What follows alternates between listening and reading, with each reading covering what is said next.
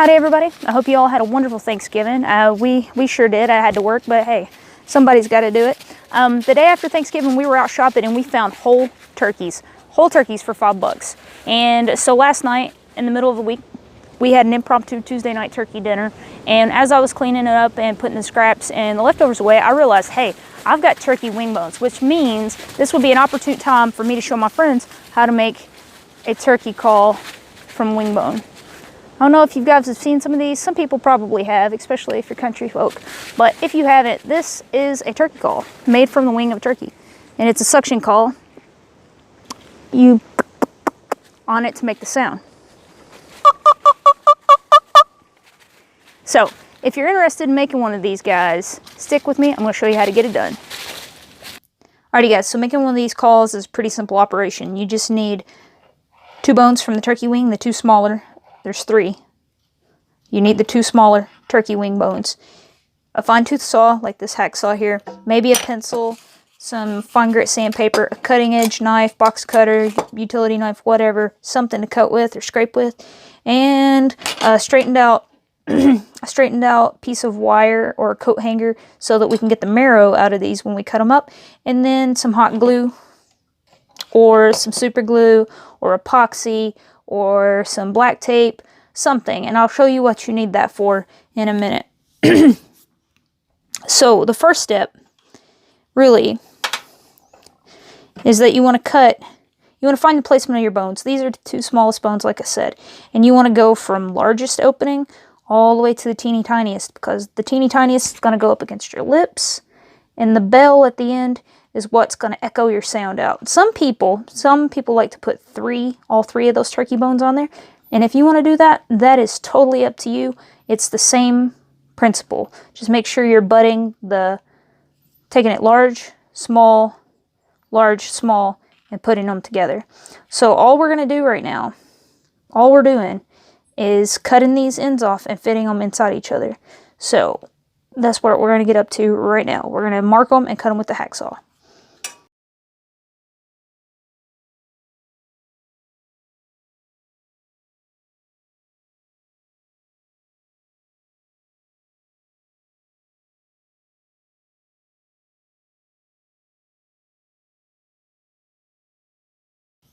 And I should say, preparing your wings or your turkey bones, these came out of a cooked turkey, so there's no raw meat that you're messing with. If you're taking these out of a fresh turkey, you're definitely going to want to boil them for a minute so that you kind of disinfect, but also so you can loosen the meat and marrow up. Yeah, we may end up having to boil these again. I've just peeled the turkey off and set these on the counter overnight on a paper plate, and they still got meat. If it makes you squeamish, maybe do something else. But yeah, so we're going to clean that up with the box cutter, little soap and water. No big deal. So we're going to hacksaw them, and I'll be back with you in just a second.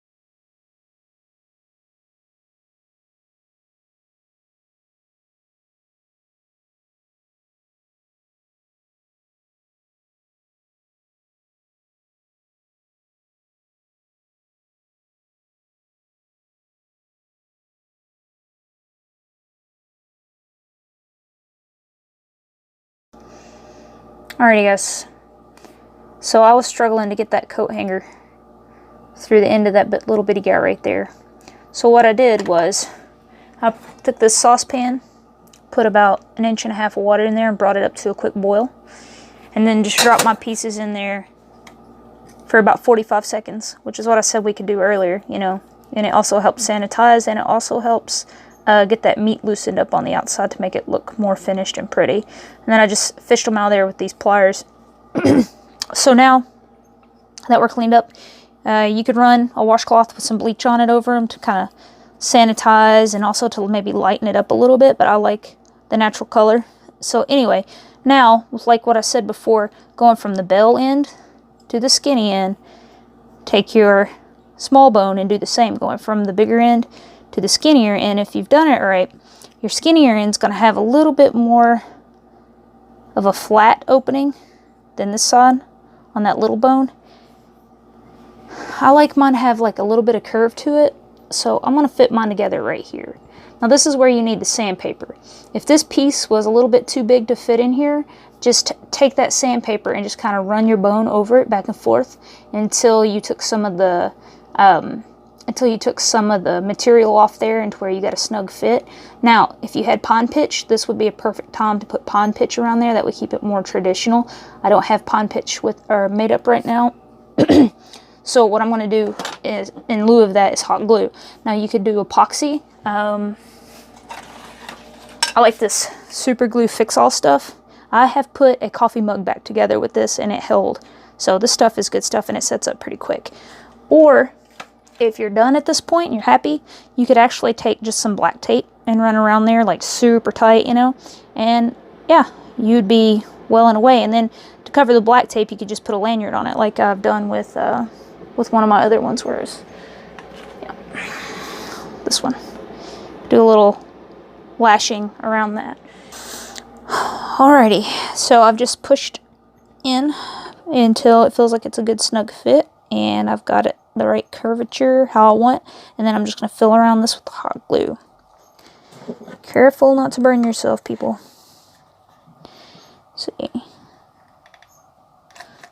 and I'm almost out of hot glue, so I may have to do some finagling.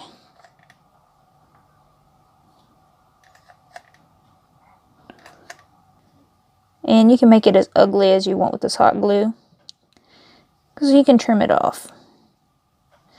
Most important thing is that you want to get a good snug fit.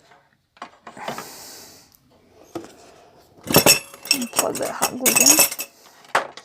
You want to get a good snug airtight fit. So we can go, like I said, we can go back later and trim this off.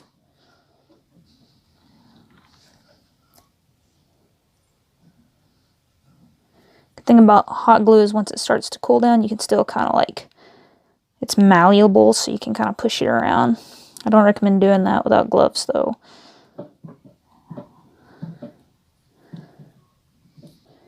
See, not too bad, not too bad at all. I'm gonna let this set up for a few minutes and harden up good, and then I'm gonna show you how it works. Are you still with me? Okay. We're still rolling. Okay, so this is what the finished product looks like. I'm sorry the lighting's not perfect in here. My kitchen's real dim. Anyway, see, with that super glue, it still looks pretty nice. Okay, so these are the two small bones, like I said. You could do that other third bone if you want a more hefty, echoing sound. You know, everybody's got their preference. I'm not a big turkey hunter, so... but I have used these when I was little to call up turkeys. My dad used to make these. He showed me how to make them, actually. So this is how we always made it, 2 bones. And to keep in mind that these came from a store-bought turkey, and the store-bought turkey has been all stuffed full of that good GMO corn, and they're more robust and curvy, for lack of a better word. They're more of a hefty bird than a wild turkey. So these 2 bones are probably going to give you almost as big as a call as a wild turkey, using 3 wild turkey bones. So, you know, 2 bones is probably enough for you, at least to get started. Okay, so maybe a good little DIY Christmas present, especially if you took some time cleaning it up and put a little lanyard on it. Or, you know, maybe at Christmas time when you cook your holiday turkey at a holiday party, you could bust one of these out. It takes relatively no time to do. So, yeah. Might not be for everybody, but I'd find it interesting. Anyway, this is how you do it. You go about operating it.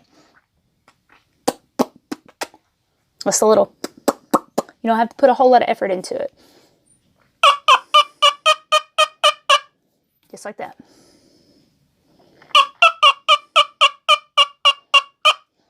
So, listen to some turkeys, watch some other folks use these things, or use other types of turkey calls.